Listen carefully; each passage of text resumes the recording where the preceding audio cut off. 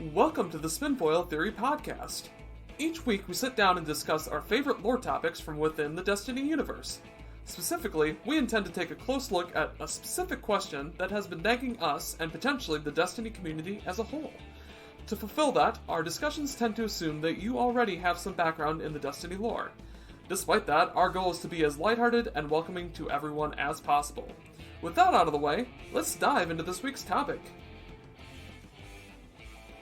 Alright, I think we're ready to start. I don't think you're going to make any headway with me. I'm going to make so much headway.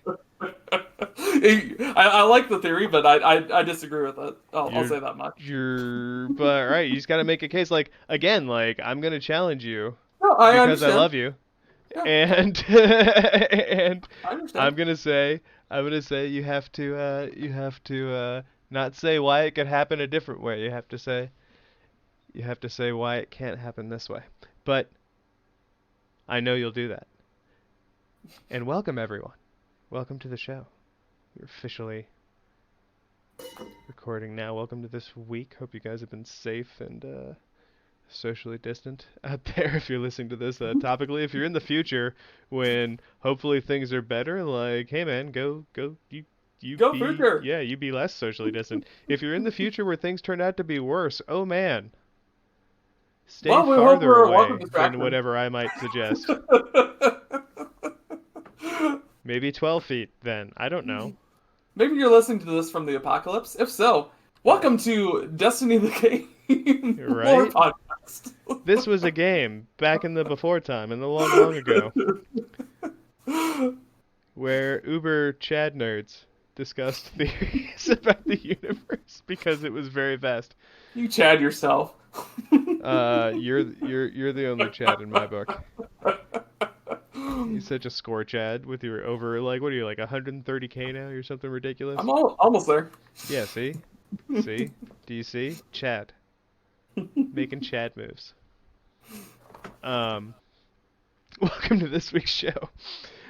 This week is about the idea that the Tree of Silver Wings, the sort of some of the items and events that are unfolding this season are similar to things that have happened within the lore, particularly in the Book of Sorrows. I know, I'm sorry, Books of Sorrows, but we only have the one. I'm sorry.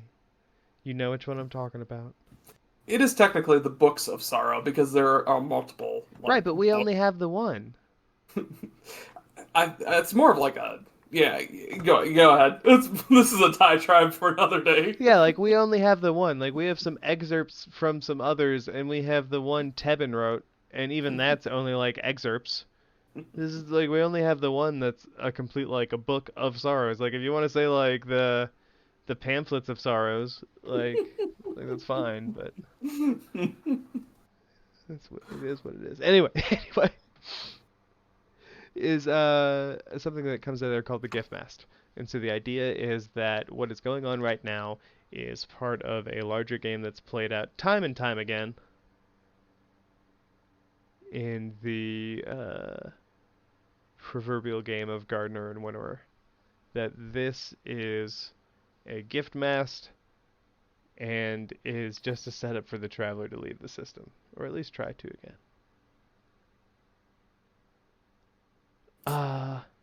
Bagels, do you want me to explain it a little bit more in depth? Or do you want to take the reins on that? Or it's kind of your theory, so I'd say you go ahead and explain your thoughts on it. I'm just going to shit all over it after. Oh yeah, that's my game plan. Just set you up for success. Defense is easier than offense here. That's not always true. That's not always true. It's called a preemptive strike. All right, so I'm not going to go into too much specifics here because I want to get actually the bagels discussion on the floor because I think that's more interesting than what I'm saying. There are a number of entries in the Book of Sorrows, verse 5, part 2, and I'm sorry I'm reading these weird. All right, so they list them as Bible verses, but they list verse first. So where it should be chapter then verse, it's verse then page. I don't know how they're supposed to be doing it, but it's not right. So ones I'm listing in no particular order are going to be 411, 54, 53, 52. Now, the Hive are noted in these chapters and throughout the book as the vanguard of the darkness. They are uh, they are the first like breach in ancient warfare. The vanguard is like that first like shock troop that shows up. They are in the front lines. They're in the thick of it. They're bursting through to push forward and make it easier for the rest of the army to follow suit. They have the toughest time. They have the most fighting to do as the battle rages on, and that's the Hive's job. And then the Deep follows them.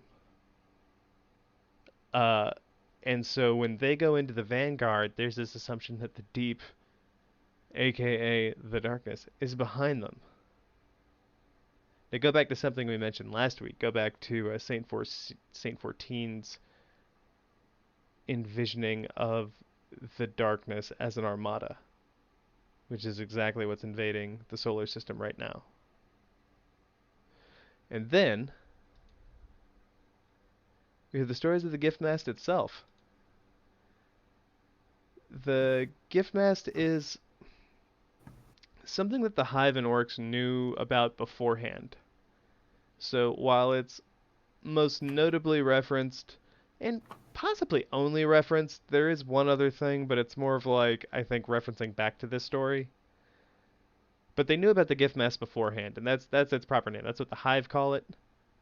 And as we're reading the Hive records. And we're also reading some notes on what the enemy thought in parts of this. So, I mean, well, we have to take it with a grain of salt as it's like the victor's story. Mm-hmm.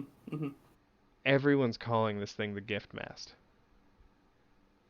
Now, the Harmony do exist around a black hole.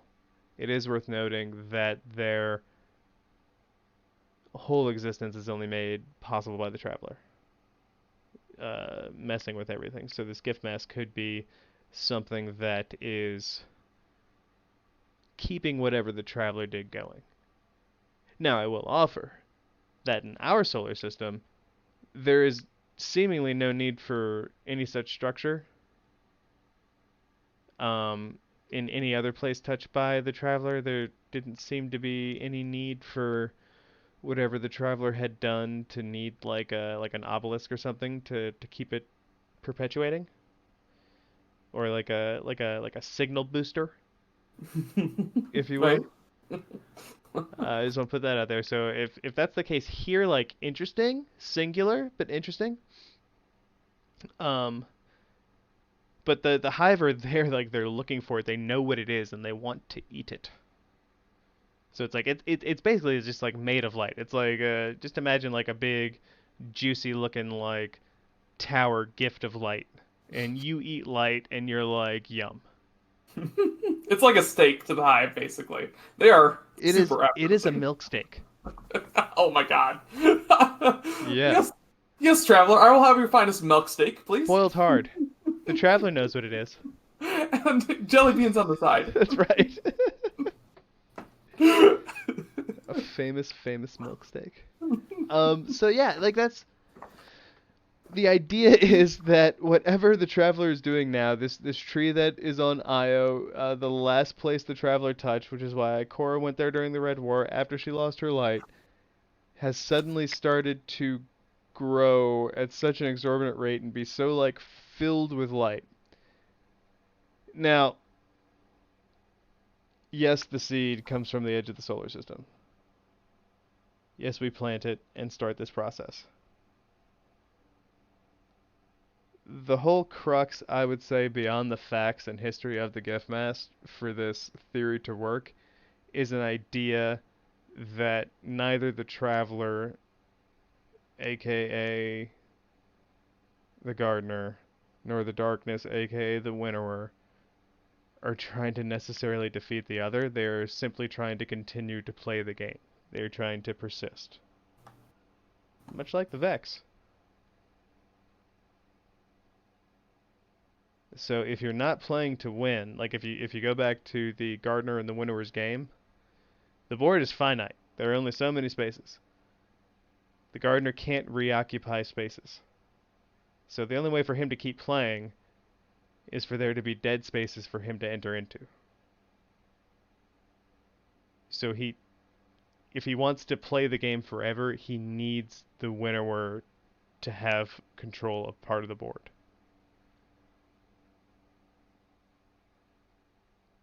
Without that, this theory starts to get into some mental gymnastics. And I'll put that out there to be fair. But yeah, that's the crux of it. That's the bones of it. I reference all the pertinent lore cards that lead me down that thought process. And I realize that might be one of the more advanced ones we've talked about. So like, feel free to at me, you guys, if you have further questions about what the fuck I meant. So this one goes into a lot of specifics, and so basically, we know of the Gift Mast from one particular source in the Books of Sorrow, and that basically revolves around the Harmony. Now we do know from the card is XLI, so that'd be 41, the Dreadnought, that Oryx is already looking for the Gift Mast at this part, but it is in reference to the Harmony. So we don't know for sure that there has been a Gift Mast prior to the Harmony, for sure. We do know that Oryx was looking for it at this time, though. So what we can really gather from that is that the Traveler leaves this essentially it's a giant pillar of light in the middle of a black hole, and it's used to keep the system together to prevent it from basically falling into a black hole. The card, the 46 from the Books of Sorrow specifically says that.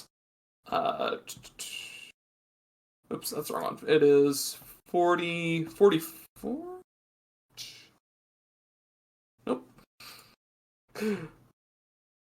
It is 45. I get there eventually. When the Traveler passed across Harmony, it lied to the orbits of 10 worlds. Now they orbit the black hole. The Traveler lied to the accretion disk so that it would give warm light to these worlds. The Gift Mast. When the Traveler left Harmony, it made a monument out of the black hole's polar jet. In the jet, there is a hollow mast which sings in radiance. This is the Gift Mast, and we will devour it. We will eat the sky out of it, and we'll snap it like a bone. So basically what we've got going on there is we know that the Traveler left behind this monument for the Harmony in order to prevent their orbits from decaying into a singular.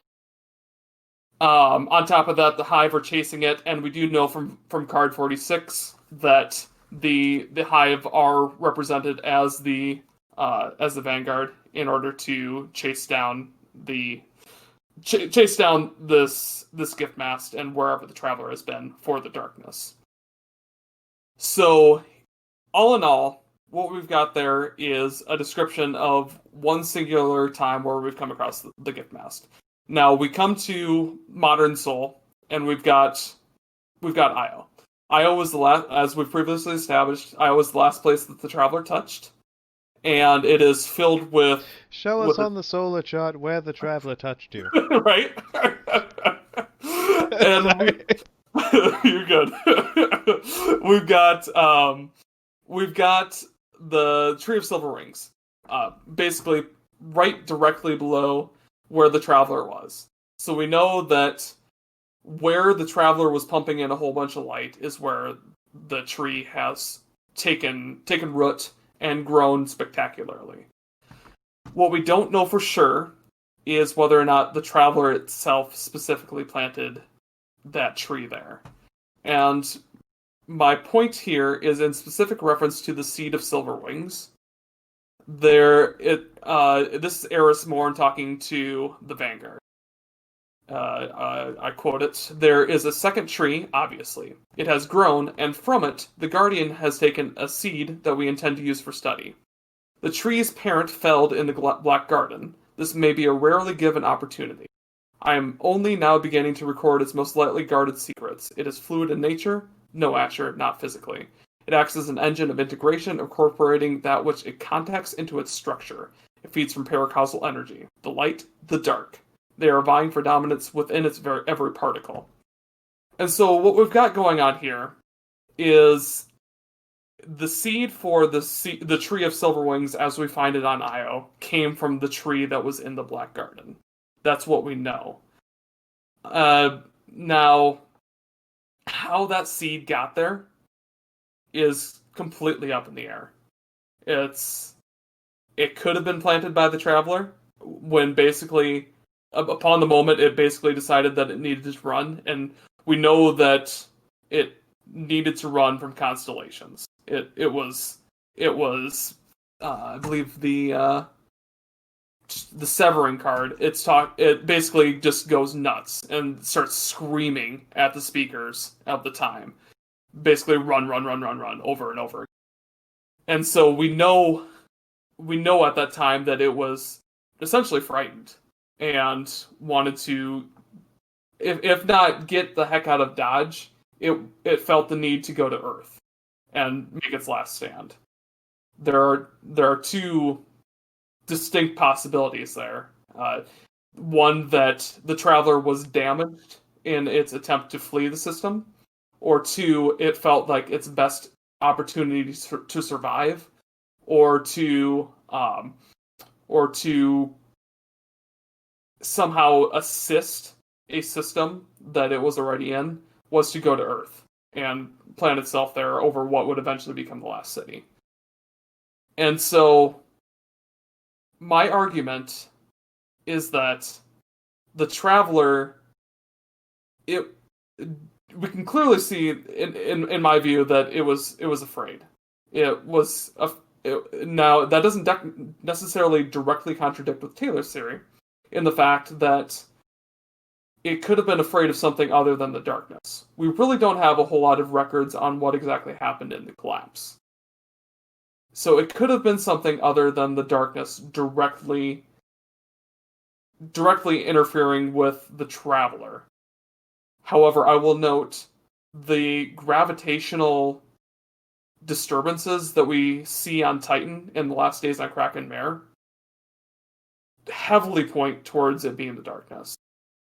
On the basis of that is, we've only seen paracausal entities directly interact with gravity on that scale in Destiny lore that I can specifically recall. And so, all in all, it could have been the Traveler had planted this seed on Io as basically what could become a Gift Mast, but it could also be that it planted this seed basically as its last ditch effort before it tried to either leave the system or tried to go to Earth for its last stand. It could also be that the seed was planted by a different source, yet to be determined. But it's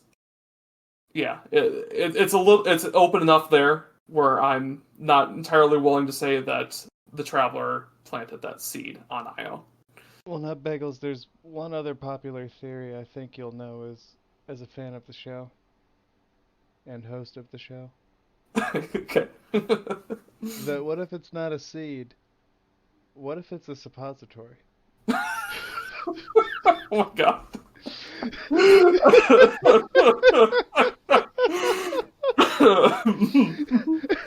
Just saying, oh my god. Like that's a pretty big seed to swallow. Oh my god. But that's all, folks. And that's the show. I broke the Bagels. The Bagels is retreating into his cocoon. My AC is now 23. Yeah. You can't get at him. He is immune. He is immune to all magic attacks. His mind cannot be compelled to tell the truth. But yeah, I'm not actively saying that it's entirely impossible. That's more of a word. That the Traveler planted this as basically And as basically its last moment in the solar system, it plants this and leaves, and then the darkness is supposed to come in and consume it, or something very similar to that. That is entirely possible at this point. Well, it gives me pause. Um, it gives me a lot of pause just knowing that they were looking for the gift mask before they could have known what it was. You mean the Hive? Yeah, But they'd already encountered Harmony at that point. that doesn't mean they know what the gift mask is. Like the hive consume and destroy. If they had encountered the Harmony, though, almost certainly they knew what the Gift Mast was. How? They capture and torture a resident of Harmony, and they describe what the Gift Mast is, and Why would its they do that? paracausal nature. No, but I mean they don't do that though. They just like eat and destroy everything. Sword logic it. Like I realize that's how like one enemy force could know about it. But like that's not the hive. The Hive have been known to flay and torture. I'm thinking like back to Eris's fire team. Yeah, but like they did that to turn Omar into like a gun or into like a weird like little shrimp thingy, which I guess do you ever feel like maybe they made him a krill? Maybe that's what the krill were before they became the hive. They were Omar is the precursor to the Hive. Confirmed. Yeah, he's just a little scrimpy boy. he eventually becomes a Hive. Who's real mad. That's what Alrash looked like before. Oh my god. before he consumed his worm. But yeah, so for me the bagels, I really have to sort of challenge you a little bit here just because like I feel like those are all also good reasons as to what could be and to what the explanation is or even just sort of like general doubts in there but like I feel like given the latter part of this theory that the gift mass is a precursor to the traveler's exit and the fact that the traveler exiting has been purposely withheld by all speakers. Or by anyone who could tell anyone, right? But not all speakers. It was only the speaker that we are familiar with that withheld the last portion of the tenets. Tete-a-tete to that, I don't think any speakers who don't talk about the tenets know about the tenets. The very first card of Constellation specifically calls out the tenets of the Traveler. Right, but I think it only knows what it lists. Confused? Like, can you elaborate on that? The first one lists them all outright.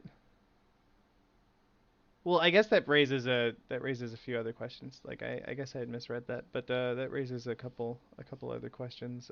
I thought that had happened a little differently, but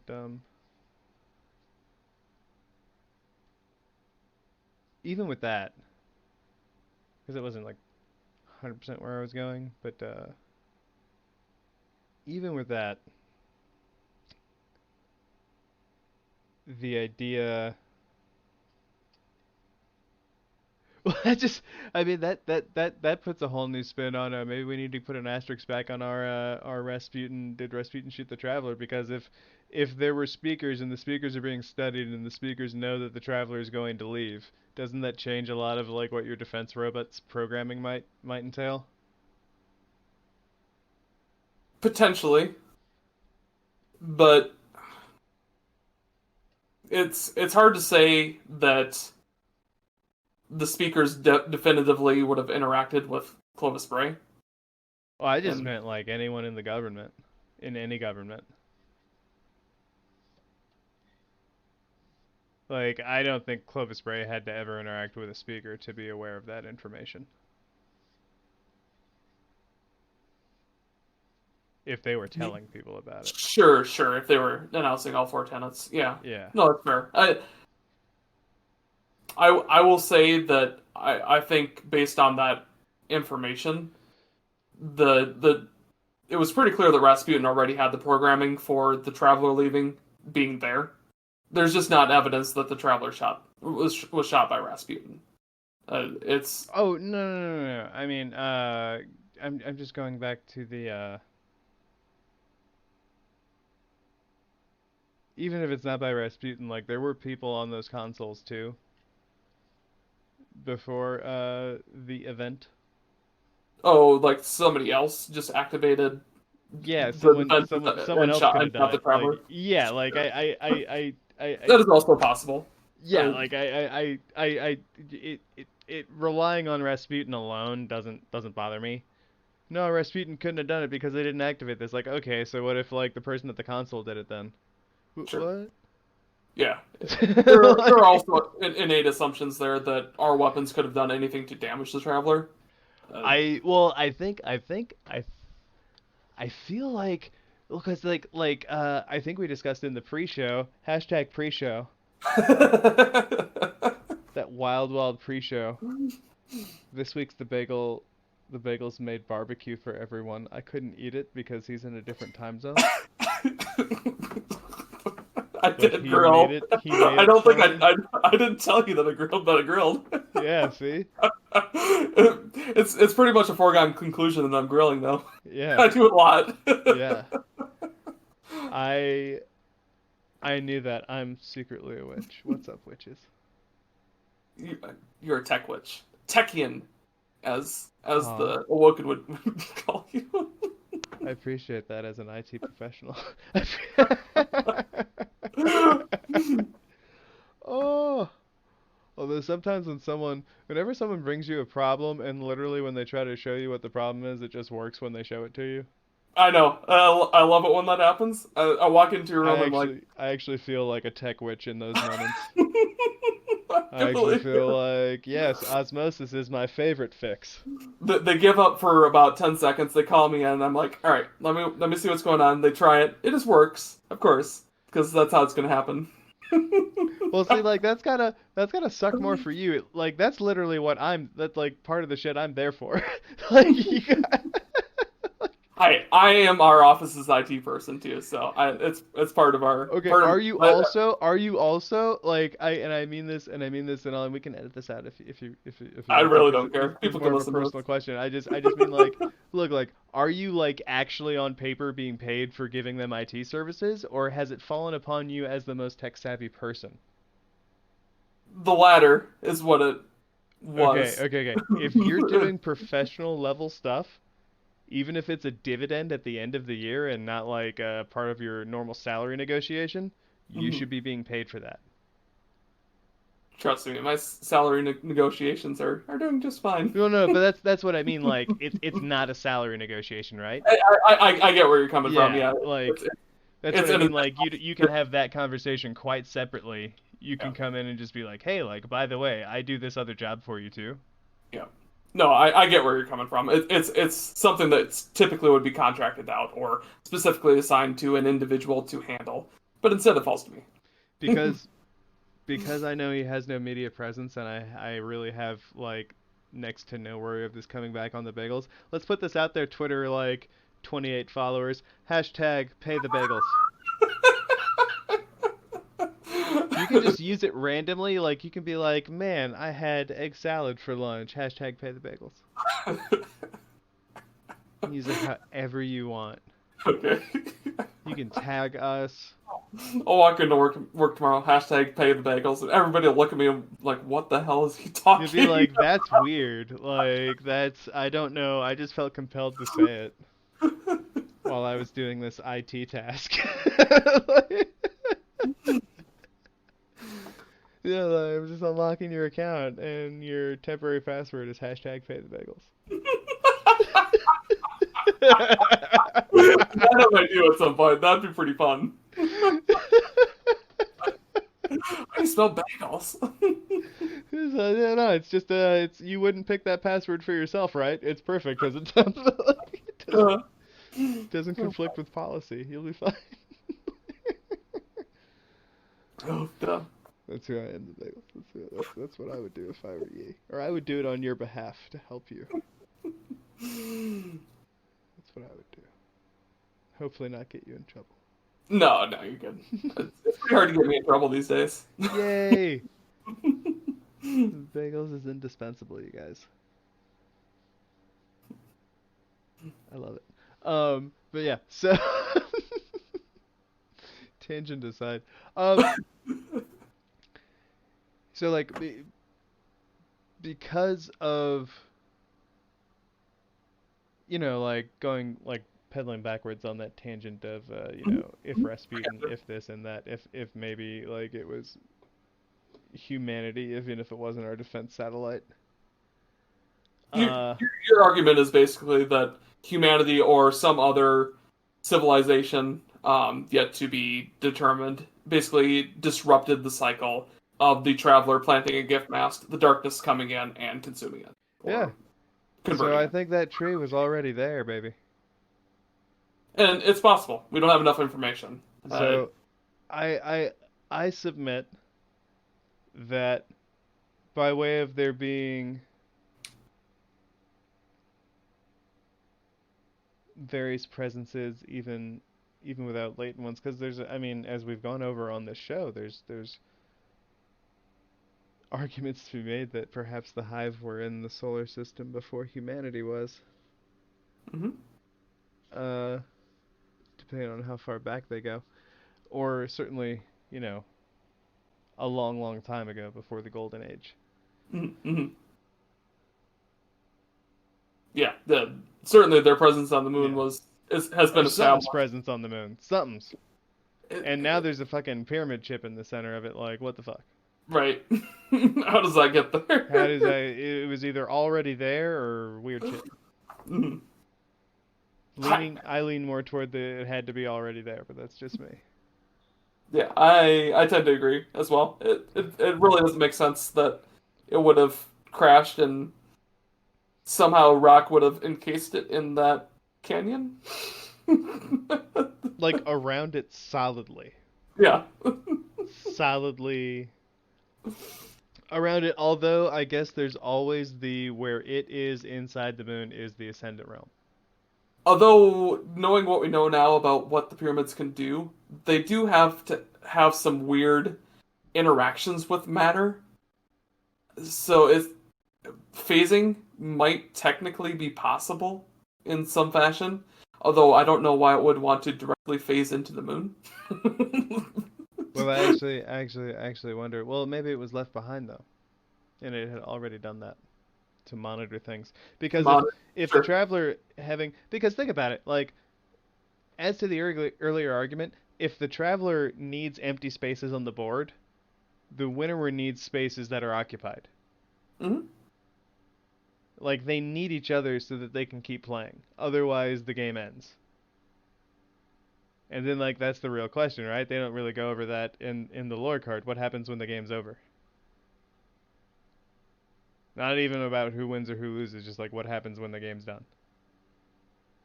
Everybody wins. I mean, if we all get participation trophies and a pizza party, I'm here for it. I got my Precipitation? You got your precipitation trophy? Yeah. Oh, I'm sorry. I don't mean to be a jerk. It's the swing set emoji instead of the participation trophy. That's my precipitation trophy. I like that.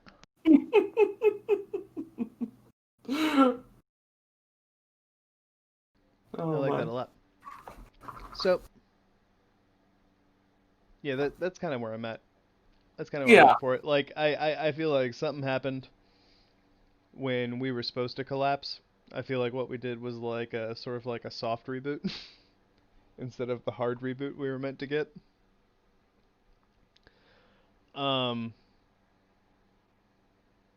And I think that has to be directly related to whatever hurt the Traveler. Because the Traveler is not recorded as being damaged in any other interaction with anything. Except for humanity. And that really, like, also comes back to my qualms with the idea that humanity's special and it chose us. Like, really? It chose us. Really? Why? Like, I hate to be cynical. Like, I generally tend to be on the bright side of things. You know me, the bagels. The I try to be a sunny disposition, but like, Jesus Christ, Renee, there are so many better like. realistically, the potential reasons for choosing humanity as have been stated in the lore typically revolve around our experience with war. The Traveler describes giving humanity ghosts as creating its ring of defense like a spear wall around itself. That's kind of how the Traveler describes the creation of ghosts and creation of guardians, or the Risen, I guess, specifically. And so But when does the traveler describe that? You mean the speaker? it's a little of column A, a little of column B. I'm pretty sure it's in constellations. Uh, Well, I don't mean to put you too much on the spot. That is no, ballparking's fine. Ballparking's you're fine. good. Yeah, I'm pretty sure that it's in constellations that. Uh, yeah, I'd have to go back and do some research, but there's a description of a spear wall, and basically the guardians are that wall. That doesn't As sound like. I mean, that just doesn't sound like the traveler.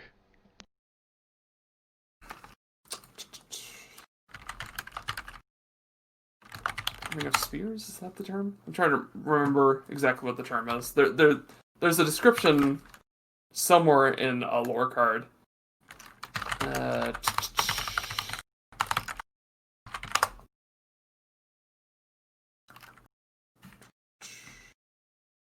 Darkness 3.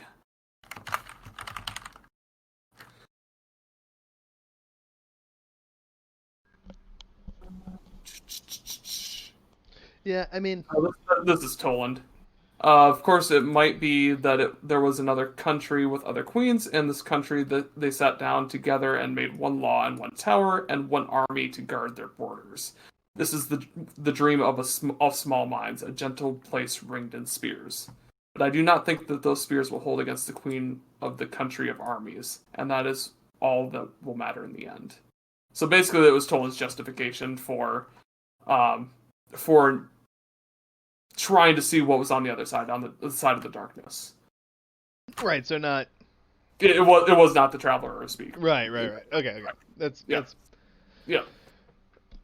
That's. I won't say I thought it was Toland, but I was like, the traveler said that. I gotcha. that. So far, the only thing I know the traveler said is that I speak for myself now. I'm a healed boy. Or girl, don't gender me. Fuck you. I'm an orb. I mean, I had to a little bit there. I'm channeling it. I'm channeling it well. Um. Yeah, But yeah, I think ultimately it just comes down to how dubious you are about the whole traveler um darkness opposition and okay. how willing you might be to say, because like if you can say the traveler speaker are bad guys, then why are they even working against each other? Maybe they're just synergistic industries.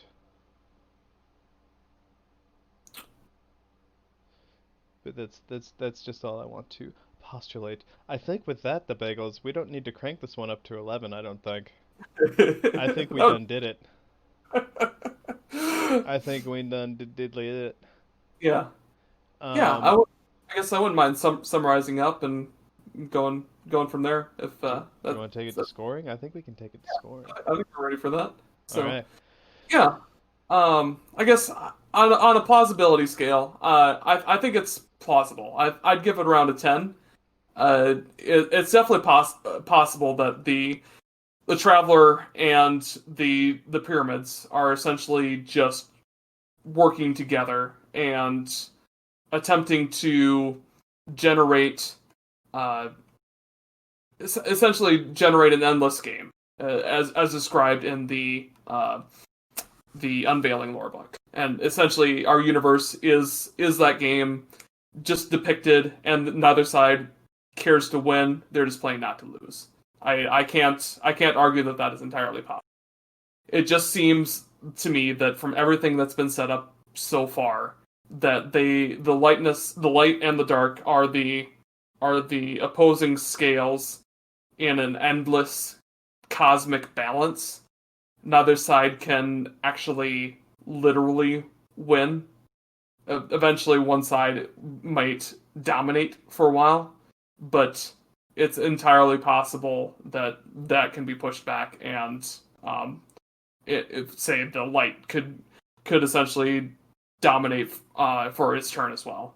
It's more. I use the Unveiling lore book as more of a description of cosmic scales that we cannot possibly understand than as a literal reference to the game that the Winnower and the Gardener are playing in our universe. So in my view, it's more so a we can use that lore book as a just kind of a practical viewpoint on basically gods or titans just dueling it out. But other than that, it's not particularly useful in deciphering what is actually happening in our current state. So my thought process is that the gift mast was left for Harmony specifically, and the Tree of Silver Wings is a entity entirely of its own, and as such, it can be influenced by either the light or the dark, and we will see what happens as the dark essentially becomes the dominant force within it. So yeah, Taylor, your turn. Okay. For me, the Taylor-B. I think, based on what we know, based on a lot of who this information has come, and most of it has come from untrustworthy sources, Mm-hmm. I think it's entirely appropriate to try and find common threads of truth, common themes that seem to permeate no matter who the source is, and to find things that sort of resonate, right? Now, everything we know about the Traveler, save for the Traveler at the end of the Red War saying it's going to speak for itself from now on, has been said by someone else. Even the Traveler before it got put to sleep and died, air quotes, there's no record of it directly speaking in the same way that it spoke to us at the end of the Red War. It doesn't say it didn't try to communicate. There's the whole speakers and all that. So, grain of salt with that, please. And I'm probably oversimplifying a bit. But, that was the most plain speech that could be attributed to the Traveler, I think, on record. There's no ambiguity about what it had to say.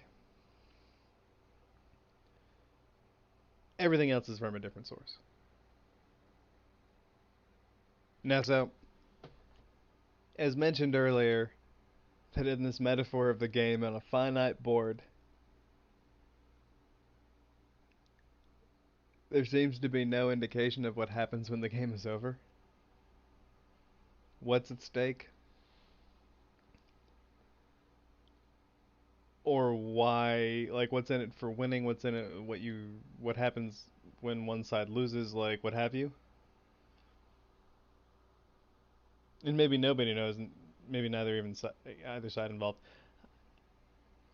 I think there's an incentive to play the game forever.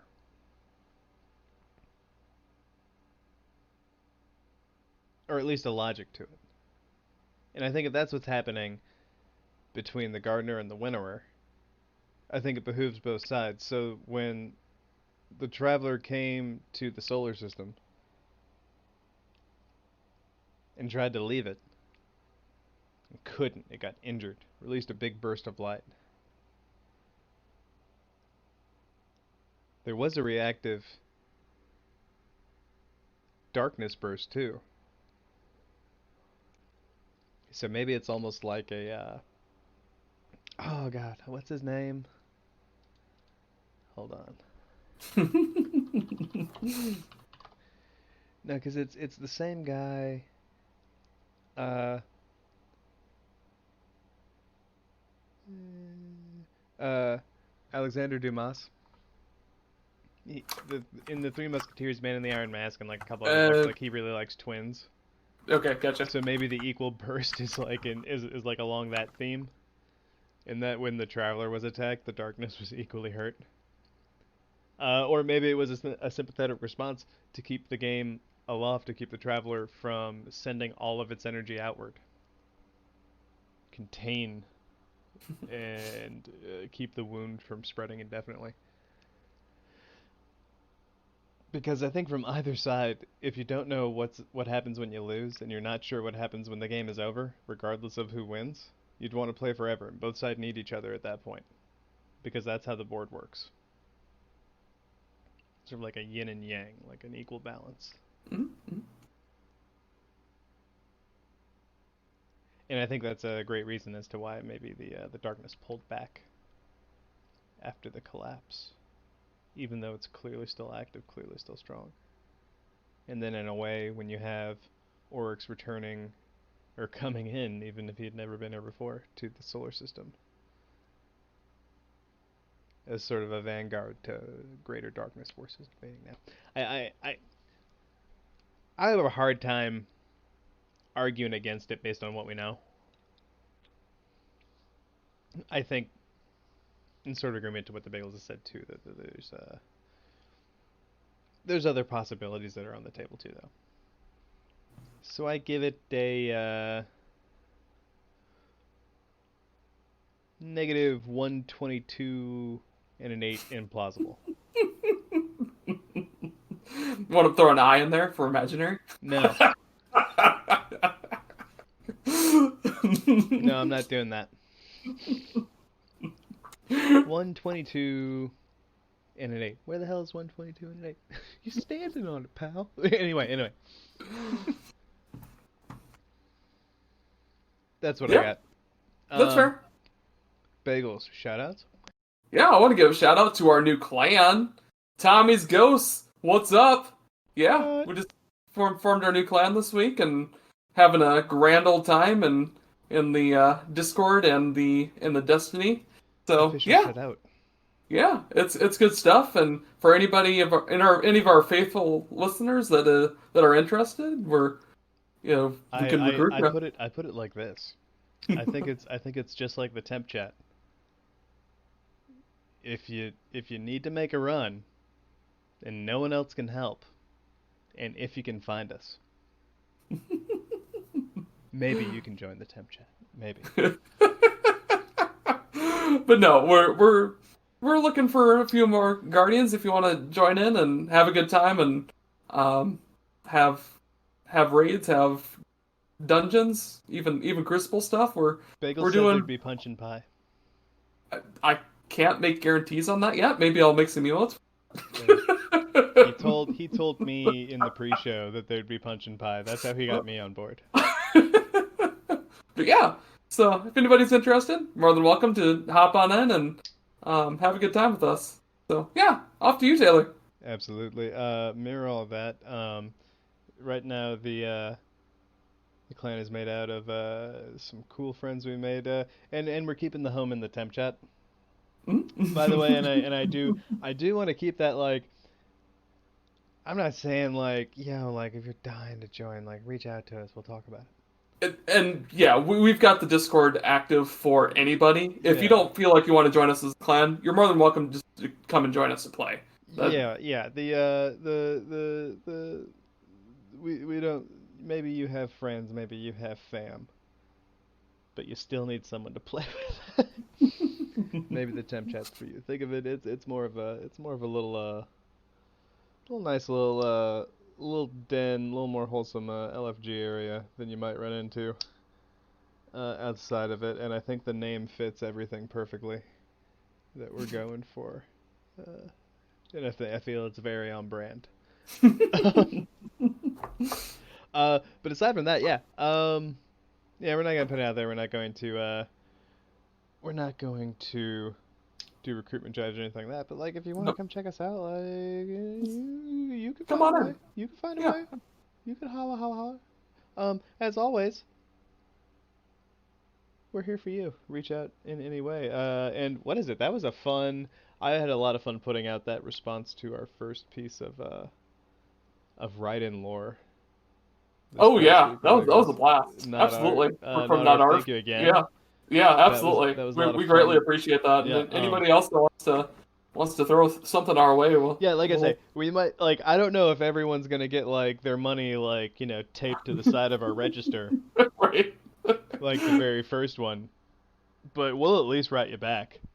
Yeah, we love that sort of stuff. Yeah. It's a blast to see your theories and that basically just be a part of the community. That's our whole goal, just to have fun with it and hope you have fun with it and to give our 2 cents on it. So yeah. So, after mirroring and piggybacking off of everything you had to say, I'm gonna give my shout out to.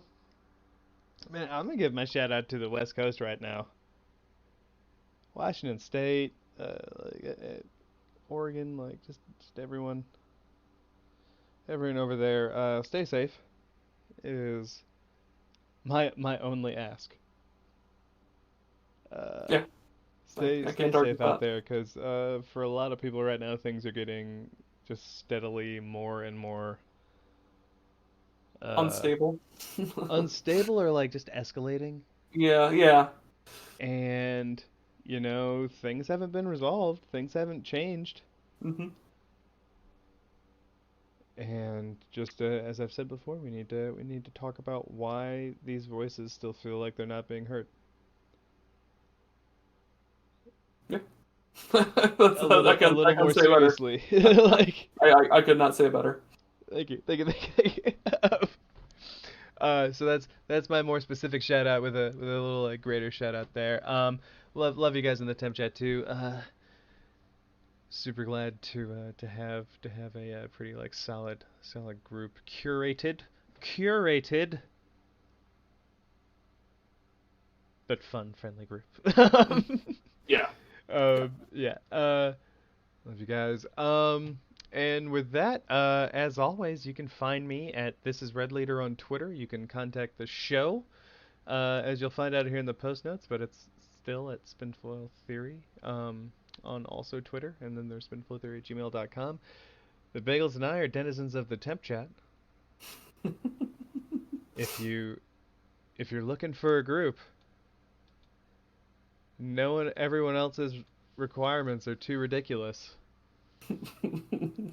And if you're not a bigot asshole, Yeah. If you have two maybe thumbs, join the temp chat. if you have 2 thumbs, you can shoot your gun, and you're a good person. You're welcome to come on in. That's Honestly, basically my the thumb process. thing isn't even a requirement. You could have no thumbs. If you do the other 2, you're still welcome. That's a fair point. I don't mean to, because maybe you lost your thumbs in like a terrible smelting accident. This is true. I do not need deem to exclude the people without thumbs. That is not my intent. Yeah. Let's not be Siskel and Ebert. Sorry. Siskel and Ebert, I'm sure, were great people and never had anything against the unthumbed community. With that, goodbye, everyone. Stay safe. Bye. That's the end of this week's topic, but be sure to check out our past and future episodes on Spotify, iTunes, and Podbean. If you have any questions about this week's topic, want to discuss Destiny lore with us, or if you just feel like reaching out to us, you can find us on Twitter at Spinfoil Theory, or you can email us via spinfoiltheory@gmail.com.